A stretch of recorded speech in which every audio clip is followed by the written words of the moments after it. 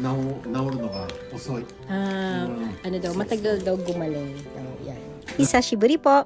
Hello mga mamshi sa Japan! Ohayo gozaimasu! Na-miss niyo ba ito?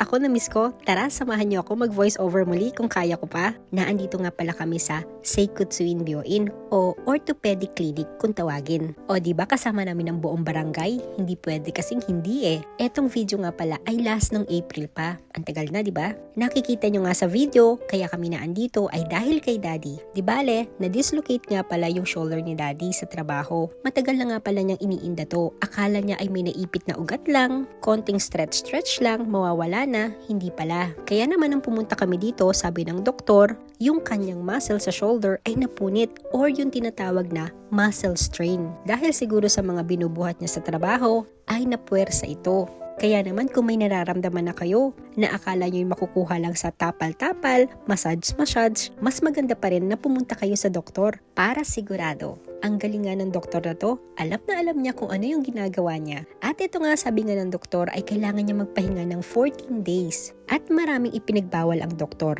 Bawal ang mag-stretching at bawal ipamasahe. Ang kailangan lang ay ipahinga ang kanyang shoulder. Dahil kung hindi, mas matagal gagaling.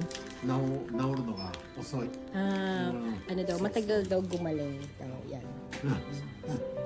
でもやるとあれやってアジャスメントする。アジャスメントアジャスメントするとアップできる。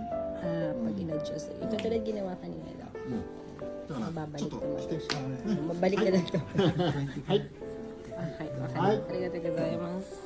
O siya, hanggang dito na lang po muna. Kung nagustuhan mo tong video, mag-like at mag-iwan ng comment dito sa baba. Yun lang po. Salamat!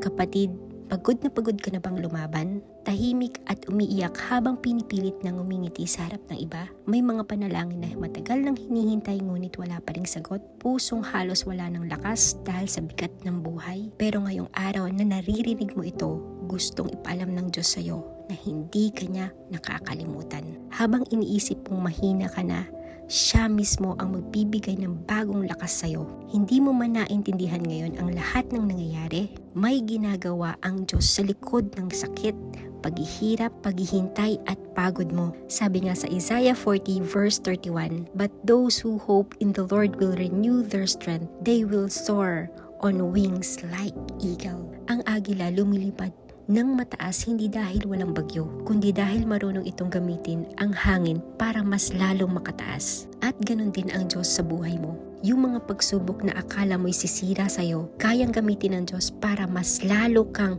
patatagin at ilapit sa Kanya. Kaya kung pagod ka na, huwag kang susuko. Kung umiiyak ka man ngayon, hindi sayang ang bawat luha mo. Kung feeling mo mag-isa ka, kasama mo ang Diyos kahit hindi mo siya nararamdaman minsan. Darating din ng araw, lilingon ka na lang at sasabihin mo, hindi ko alam kung paano ako nakayanan ng Diyos dalhin dito, pero hindi niya ako pinabayaan.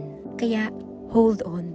God is renewing your strength little by little. Hindi pa tapos ang istorya mo.